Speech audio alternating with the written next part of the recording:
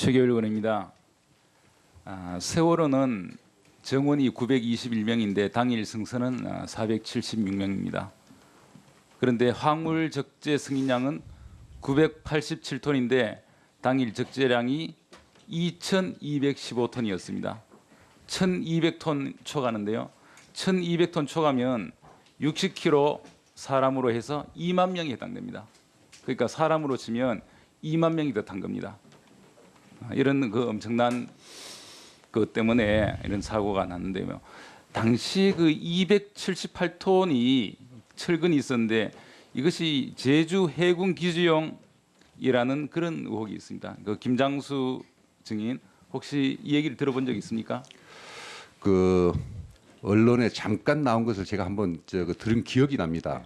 그러나 그때 당시에 제주 해군기지가 거의 완성 단계 아니었나라는 생각이 좀 들어가는데요.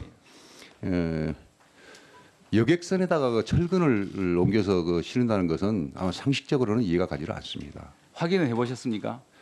확인을 못했습니다. 지금 확인된 것이 1,228톤 초가 적재가 됐다. 화물이 예. 2만 명에 해당되는 무게가 더 적재가 됐다. 이건 확인된 내용입니다. 화물선 그 여객선을 일본에서 도입해와 가지고 그 청진 해운에서 아주 자기들 마음대로 이거를 고쳐 가지고 했다. 많이 실을 수 있도록 했다. 그 이야기는 들었습니다. 예, 그리고 그 이후에 그 제주 해군 기지 공사가 좀 중단되거나 늦어졌다 이런 의혹도 있습니다. 그거 확인해 보셨습니까? 278톤의 그 제가 확인 안 했습니다. 우선 278톤의 철근 가지고 제주 해군기지 건설에 차질이 있다는 것은 좀 이해가 안 갑니다. 어쨌든 이 세월호에 대해서 예. 지금 오랜 시간이 지난 지금에도 이렇게 의혹이 있고 예. 국민들이 궁금해하지 않습니까? 이런 부분을 충분히 조사하셔가지고 나중에 서면으로 답변해 주시기를 바랍니다. 그 만일 말입니다. 만일 그 여객선에 278톤이라는 철근을 싣고 갔다면 그건 처음서부터 시작이 잘못된 것으로 생각이 됩니다. 어쨌든 지금 철근 문제가 아니고 종합적으로 1,200톤이 초과 적재된 것은 사실이거든요. 예. 이 자체가 무지하게 이제 잘못된 거죠. 엄청나게 잘못된 것인데 총체적인 그 잘못이 있어서 이런 사고가 난 것으로 보는데요. 우리 그 김석균 증인 그 세월호 당시에 무슨 일을 하고 있었습니까? 저는 사무실에서 이렇게 그 직무를 보고 있다가 그 보고를 받았습니다. 우리 해경청장께서 현장에 나가서 직접 지휘할 생각은 안 하셨습니까? 일단 사고 나면 상황 관리가 제일 우선입니다. 그 현장도 중요하지만 일단 상황을 그 관리를 하고 상황 지휘를 하는 게 우선시돼요. 이 사건으로 목포해경의 123 정장인 김경일 경위가 기소가 돼서 징역 3년이 확정이 됐습니다.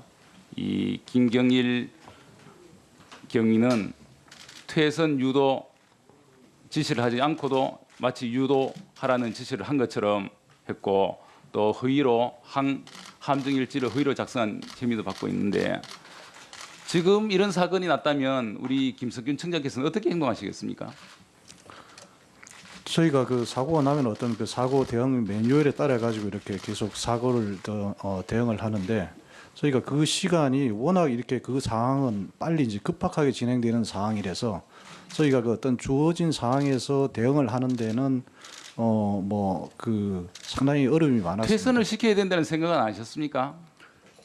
저희가 뭐 그런 어떤 그 지시도 내려가고 했지만 기본적으로 앞에 그 오전에 그 질의 때 말씀대로 어떤 퇴선 명령의 제일 그 어떤 권한자는 그 선장입니다. 선장이 일단 먼저 그 배 사정을 제일 알고 그 다음에 구조세력은 차후에 이제 대응을 하는. 선장이 그 상황을 정확히 모를 수. 그러면 해경은 뭐 하는 겁니까?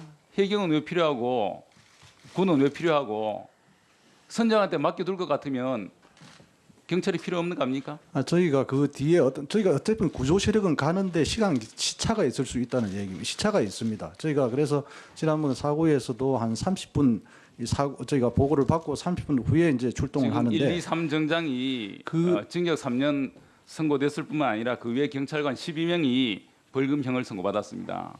물론 제대로 하여튼 훈련이 전혀 안 돼 있다 이렇게 볼 수가 있거든요. 저희가 그런 점에 대해서 인정을 하십니까? 저희가 뭐 저희가 전혀 훈련이 안 돼 있다는 그 말씀에 대해서는 제가 동의를 못 하겠고요. 저희가 사고는 수시로 사고 대응 훈련은 수시로 합니다. 지난 뭐 한 그때 그러면 그 김석균 청장님 지금 잘했다고 생각하십니까? 아니, 전혀 잘못이 없다 그래 생각하시는 거예요? 제가 뭐 그런 취지로 말씀드리는 게 아니라 제가 있는 대로 그대로 말씀을 드리는 겁니다. 하여튼 다시는 이런 그 사고가 나지 않기를 바라는 마음이고요. 그리고 차광열 증인께 묻겠습니다. 지금 차원병원이 회원제로 운영이 되고 있습니까? 네, 그 회원권이 얼마 정도입니까? 뭐 여러 종류가 있습니다. 1억 5천 뭐 1억 5천, 1억 7천 여러 종류가 있습니까? 그러면 최순실은 거기에 그 회원권을 갖고 있었습니까? 예, 갖고 있지 않습니다. 갖고 있지 않았습니까? 그 박근혜 대통령 회원권 갖고 네, 있었습니까? 갖고 있지 않았습니다. 그런데 어떻게 거기서 진료를 받았죠? 지금 처음은 그 보통 멤버 병원이라고 아시지만은 95%의 매출이 비멤버에서 일어나고 있습니다. 그리고 한 30%가 그 외국 환자.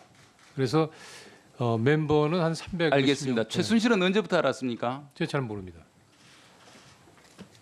차원병원이 최순실이 최근까지 거주한 청담동 PM 폴루스에 입주했던 건 맞습니까? 신문에서 봤습니다. 아니 맞습니까? 아닙니까? 네, 제가 확인은 못하고 신문에서 봤습니다. 그리고 그 부인께서 최순실의 언니 최순득이 사는 그 아파트에 같이 거주하고 있죠. 요번에 알았습니다. 그러니까 같이 거주하고 있는 건 사실이죠. 요번에 제가 나와가지고 그 저희 빌라 앞에 그 방송국에서 나온 그런 그런데도 몰랐다고 말씀하실 수 있습니까? 네 부인께서? 지금 제가 지금 빌라에 사시는 여러분이 있는데 제가 옆에 위에 아래 누가 사는지 연세가 뭔지 아직도 잘 모릅니다. 제가 외국에 한 절반 이상 나가 있고 그 일찍 출근해서 늦게 퇴근하기 때문에 제가 그런 교류를 전혀 하지 않습니다.